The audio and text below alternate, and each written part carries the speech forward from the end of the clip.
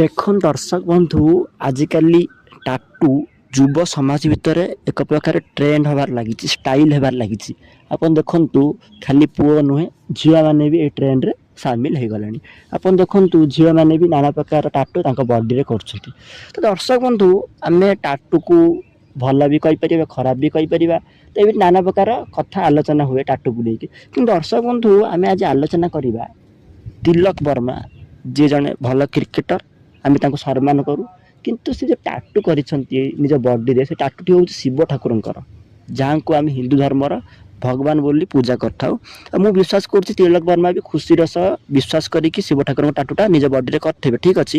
କିନ୍ତୁ ଦେଖନ୍ତୁ ଦର୍ଶକ ବନ୍ଧୁ, ଆପଣ ଠାକୁରକୁ ବିଶ୍ୱାସ କରନ୍ତୁ, ଖୁସି ହୁଅନ୍ତୁ, କିନ୍ତୁ ତା ଅର୍ଥ ନୁହେଁ କି ଆପଣ ଠାକୁରଙ୍କର ଯେଉଁ ଚିତ୍ରକୁ, ପ୍ରତିଛବିକୁ ଆପଣ ଟାଟୁ ରୂପେ ବଡ଼ିରେ କରିବେ। ଏଇଟା ଆଦୌ ଠିକ୍ ନୁହେଁ। ଦର୍ଶକ ବନ୍ଧୁ, ଆପଣ ଦେଖିବେ ଫଟୋରେ ତିଲକ ବର୍ମା କେଉଁ ଟାଟୁ ବନେଇଛନ୍ତି ଠାକୁରଙ୍କର। ଦେଖନ୍ତୁ ଦର୍ଶକ ବନ୍ଧୁ, ଠାକୁର ଆମେ ତାଙ୍କୁ ବିଶ୍ୱାସ ରୂପେ ପୂଜା କରୁ। ଠାକୁରଙ୍କୁ ଶସ୍ତା ଜିନିଷ ନୁହେଁ କି ଆମେ ଠାକୁରଙ୍କର ପ୍ରତିଛବିଟା ଆଣିକି ଆମ ବଡ଼ିରେ ବନେଇଦେବା, ଏଇଟା ଠିକ୍ ନୁହେଁ। ମୁଁ ବୁଝିପାରୁଛି ତିଲକ ବର୍ମା ଖୁସିର ସହ ଗୋଟେ ଭଗବତ ବିଶ୍ୱାସ ରୂପେ ଏଇ ଫଟୋକୁ ଟାଟୁ ରୂପେ ବନେଇଛନ୍ତି ନିଜ ବଡ଼ିରେ, କିନ୍ତୁ ଠାକୁର ଏତେ ଶସ୍ତା ନୁହେଁ। ଯଦି ଆପଣ ଠାକୁରଙ୍କ ପ୍ରତି ଏତେ ବିଶ୍ୱାସ ଭାଜନ ହେବାକୁ ଚାହୁଁଛନ୍ତି, ତେବେ ଆପଣ ଲକେଟ୍ ପିନ୍ଧିପାରିବେ। ଆପଣ ଦେଖନ୍ତୁ, ଆଗ କାଳରେ କ'ଣ ହେଉଥିଲା ନା, ଆପଣ ଦେଖୁଥିବେ ଆଗ କାଳରେ କ'ଣ, ଏବେ ବି ଆପଣ ଦେଖୁଥିବେ ଲକେଟ୍ ପିନ୍ଧୁ ଆମେ, ଯେମିତି ଶିବଙ୍କ ଲକେଟ୍, ରାମଙ୍କ ଲକେଟ୍। ତ ସେଇଭଳି ଯଦି ତିଲକ ବର୍ମାଙ୍କର ଏତେ ବିଶ୍ୱାସ ଠାକୁରଙ୍କ ଉପରେ, ତେବେ ଆପଣ ଲକେଟ୍ ପିନ୍ଧିପାରିବେ। କିନ୍ତୁ ଆପଣ ଟାଟୁ କରିବାଟା ଠିକ୍ ନୁହେଁ। ଟାଟୁଟା ଏକ ଭୁଲ ଦିଗକୁ ଦର୍ଶାଉଛି, କାରଣ ଆପଣ ଗୋଟେ ଦେହରେ, ଆପଣ ଶରୀରରେ ଟାଟୁଟା ବନାଉଛନ୍ତି। ଏଇଟା ଆଦୌ ଗ୍ରହଣୀୟ ନୁହେଁ।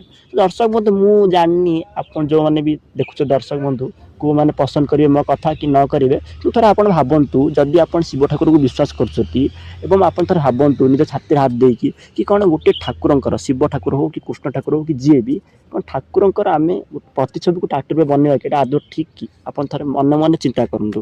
ଯଦି ଆପଣଙ୍କର ଏତେ ଇଚ୍ଛା, ଠାକୁରଙ୍କ ପ୍ରତି ବିଶ୍ୱାସ, ଯିଏ ବି ହେଉ, ଆପଣ କ୍ରିକେଟର ହୁଅନ୍ତୁ କି ଶିଳ୍ପପତି ହୁଅନ୍ତୁ କି ଆପଣ ପ୍ରଧାନମନ୍ତ୍ରୀ ହୁଅନ୍ତୁ, ଆପଣ ଲକେଟ୍ ରୂପେ ପିନ୍ଧିପାରନ୍ତି, ସେଇଟା ଆପଣ ବ୍ୟକ୍ତିଗତ କଥା। ତ ଯେହେତୁ ଏଇଟା ସେ ଟାଟୁ ରୂପେ ବନାଉଛନ୍ତି ନିଜ ବଡ଼ିରେ, ଏଇଟା ଆଦୌ ଗ୍ରହଣୀୟ ନୁହେଁ ମୋ ମତରେ। ଆପଣ ଦେଖନ୍ତୁ, ଯେଉଁ ସାଧୁ ସନ୍ତକୁ ବି ପଚାରିବେ, ସେମାନେ ମଧ୍ୟ ଏଇଭଳି ହିଁ ବକ୍ତବ୍ୟ ଦେବେ। ଦର୍ଶକ ବନ୍ଧୁ, ମୁଁ ଟପିକଟି ଶେଷ କରିବି। ଟପିକ୍ ଉପରେ ଆପଣଙ୍କର କ'ଣ ମତାମତ ଆମକୁ କମେଣ୍ଟ ସେକ୍ସନ୍ ନିଶ୍ଚୟ ଜଣାଇବେ। ସମସ୍ତଙ୍କୁ ନମସ୍କାର।